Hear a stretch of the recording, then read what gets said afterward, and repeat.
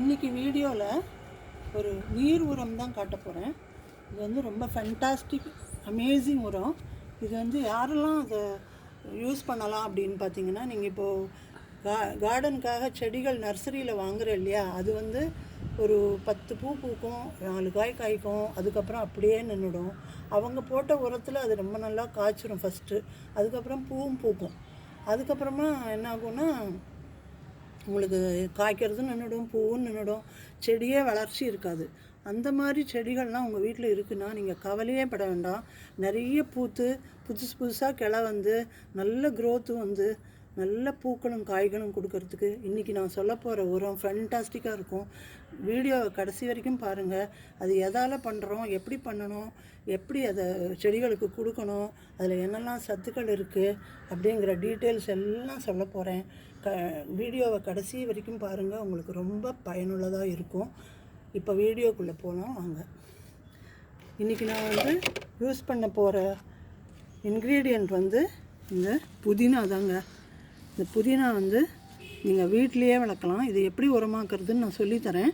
இது இப்போ நீங்கள் வீட்லேயே வளர்க்கலாம். நம்பருங்க, இந்த மாதிரி க்ரோ பேக்கில் வளர்த்து இது நிறைய தடவை இதை பறிச்சாச்சுன்னா, இன்றைக்கும் இந்த உரத்துக்காக கொஞ்சம் பறித்து வச்சுருக்கேன். இது வந்து ஈஸியாக நீங்கள் வளர்க்கலாம். கடையில் ஒரு தடவை வாங்கினா போகிறோம். இந்த மாதிரி ஸ்ட்ராங்காக முத்தின கொம்பு இருக்கு இல்லையா, அதை எடுத்து நட்டு வச்சிங்கன்னா இந்த மாதிரி 2-3 க்ரோ பேக்கில் நீங்கள் வளர்த்துக்கலாம். உங்கள் கிச்சன் யூஸுக்கும் ஆச்சு. நம்ம சமைக்கிறோம் இல்லையா, புதினா எல்லாருக்குமே பிடிக்கும். இது வந்து நிறைய சமையலுக்கு யூஸ் பண்ணுவோம். கிச்சன் தவிர நீங்கள் இந்த மாதிரி கார்டனுக்கு ஃபர்டிலைசராகவும் இதை யூஸ் பண்ணலான்னு சொன்னால் நீங்கள் நம்பவே மாட்டீங்க. இது அவ்வளோ நல்ல ஃபர்டிலைசர். இது நான் ரொம்ப நாளாக கொடுத்துட்டுருக்கேன். அதனால தான் இதோட ரிசல்ட் தெரிஞ்சு தான் நான் இப்போ உங்களுக்கு வீடியோவாக போடுறேன். இதை எப்படி பண்ணுறது, இதில் என்னெல்லாம் சத்து இருக்குதுன்னு நான் இப்போ சொல்கிறேன், உங்களுக்கு கேட்டுக்கோங்க. இப்போ இது இவ்வளோ தூரம் 2 கைப்பிடி எடுத்துக்கலாம். இந்த புதினா 2 கைப்பிடி எடுத்துட்டு நல்லா மிக்சியில் நைஸாக அரைச்சிடுங்க. அப்புறம் அதை வடிகட்டி 1.5 லிட்டர் தண்ணி, 1 லிட்டர் தண்ணியில் கலந்து எல்லா செடிகளுக்கும் கொடுக்க போகிறேன். அதை நான் உங்களுக்கு எப்படின்னு காட்டுறேன். இதில் முக்கியமாக இப்போ என்ன இருக்குதுன்னு சொல்லிடுறேன். இப்போ நம்ம என்பிகே அப்படிங்கிற நேச்சுரல் ஃபர்டிலைசர் இதில் இருக்குது. அதாவது நம்ம கடையில் என்பிகே உரங்கள் வாங்கினா என்ன ஆகும்னா எல்லாமே கெமிக்கல் தான்.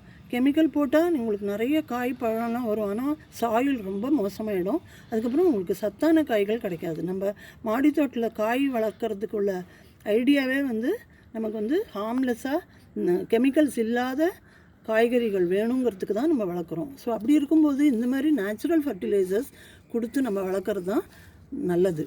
ஸோ அதுக்காக தான் இந்த மாதிரிலாம் ஃபர்டிலைசர் நம்ம தயாரிக்கிறோம். இப்போ இது அதில் ஒன்று தான் இந்த புதினாவை வச்சு யூஸ் பண்ணுற ஃபர்டிலைசர். இப்போ இதில் வந்து வடிகட்டிட்டு அதில் வர அந்த சக்கையை கூட நீங்கள் தூக்கி போட வேண்டாம்.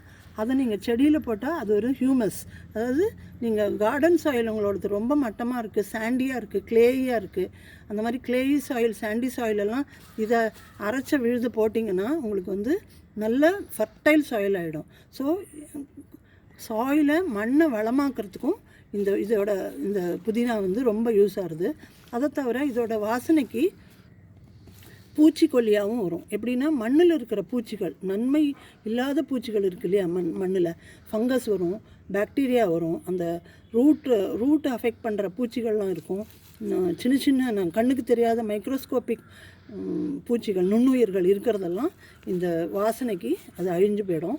நல்ல பூச்சிகள் நிறைய வளரும். அதனால தான் புதினாவை நம்ம தோட்டத்தில் வளர்க்க சொல்கிறேன்.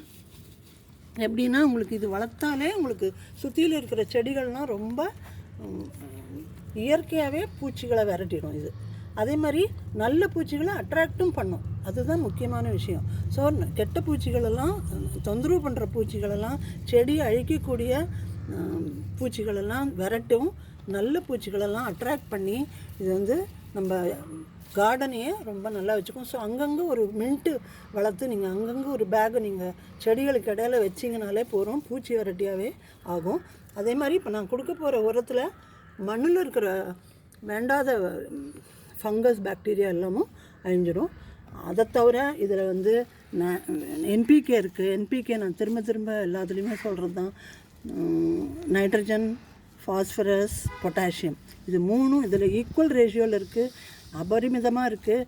அதை தவிர போரான், மெக்னீஷியம், கால்சியம் இது அத்தனையும் செடிகளுக்கு ரொம்ப பயனுள்ளதான ஒரு இது நியூட்ரிஷன்.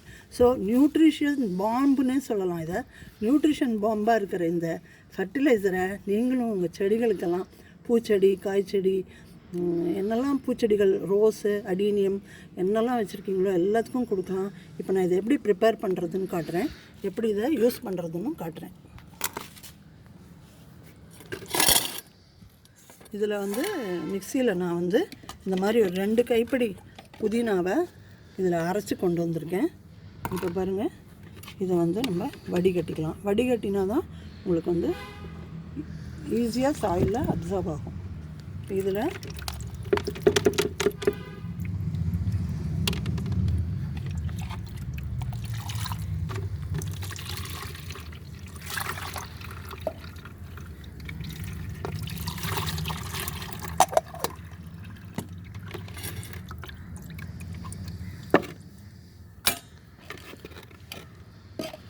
பாருங்கள், இந்த 2 கைப்பிடி புதினாவை நல்லா மிக்சியில் நைஸாக அரைச்சி இதில் வடிகட்டியிருக்கேன். எப்படி க்ரீன் கலரில் பியூட்டிஃபுல் மென்யூராக வந்திருக்கு. இதோட சத்துக்கள் அத்தனையும் எல்லா செடிகளுக்கும் நல்லது. இதில் இப்போ அரை மக்கு இருக்குது. இதை விட்டுட்டு இதில் 2 பங்கு தண்ணி கலக்கிறேன். நீ பாருங்கள், 1 பங்கு 2 பங்கு தண்ணி கலந்து 2 பங்கு தண்ணி கலந்து நல்லா மிக்ஸ் பண்ணிவிடுங்க. இதில் என்பிகே தவிர போரான், மெக்னீஷியம், கால்சியம் சத்தெல்லாம் இருக்குது. எல்லா செடிகளுக்கும் இது தேவை. அப்போ தான் உங்கள் செடிகள் இந்த நர்சரியில் வாங்கிட்டு பூக்காத காய்க்காத செடிகள்லாம் புத்துணர்ச்சியோட நிறைய காயும் பூவும் தரும். இது என்னோடய அனுபவம். அதனால் தைரியமாக இதை நீங்கள் எல்லா செடிகளுக்கும் கொடுக்கலாம், யூஸ் பண்ணலாம். மந்த்லி ஒன்ஸ் கொடுக்கலாம், மாதத்துக்கு ஒரு தடவை. மற்ற உரங்கள்லாம் கொடுக்குறீங்க இல்லையா, அந்த ரொட்டேஷனில் இதையும் உங்கள் கார்டனில் ஒரு ரொட்டீன் ஆக்கிக்கோங்க. இதை நான் இப்போது செடிகளுக்கு ஊற்ற போகிறேன். இது குண்டு மல்லி, நல்லா அடுக்கு மல்லி. இது இப்போ தான் பதியன் போட்டு புதுசாக வச்சுருக்கேன். இது புதினாக்கே கொஞ்சம் கொடுத்துருவோம். அதுதான் நமக்கு இவ்வளோ நல்ல நியூட்ரிஷியஸான ஒரு ஃபர்டிலைசரை கொடுத்துருக்கு. அதை தவிர இது முன்னாடி வேணால் நீங்கள், நான் இப்போ தான் தண்ணி ஊற்றினேன். ஈவினிங் கார்டனுக்கு தண்ணி ஊற்றின அப்புறம் இந்த உரங்களெல்லாம் கொஞ்சமாக கொடுங்க. அப்போ தான் உங்களுக்கு நல்லா அப்சர்வ் ஆகும், அடி வரைக்கும் போய் அப்சர்வ் ஆகும். அளவாக கொடுத்தா போதும், ஏன்னா நம்ம ஏற்கனவே தண்ணி விட்டுருக்கோம். ஸோ இந்த நியூட்ரிஷன் அதில் இறங்கிக்கும். இதுவும் குண்டு மல்லி.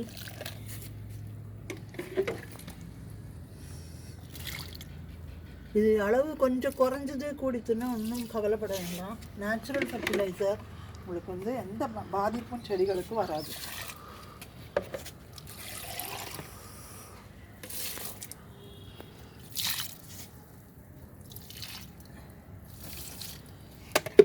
ஸோ இது இந்த வடிகட்டின அப்புறம் வர இந்த சக்கையை நீங்கள் வேஸ்ட் பண்ணவே வேண்டாம்.